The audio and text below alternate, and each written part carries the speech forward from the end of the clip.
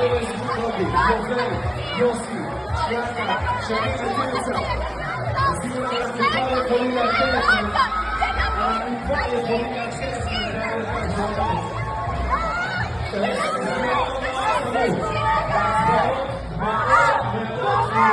הפסיקו את האש! העם שומר! הפסיקו את האש!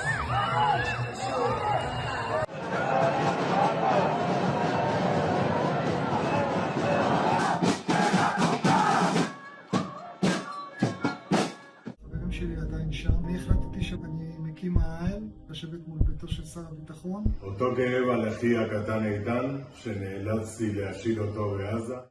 בבקשה, לתת למשפחות אוויר צלמים, לזוז הצידה, לתת...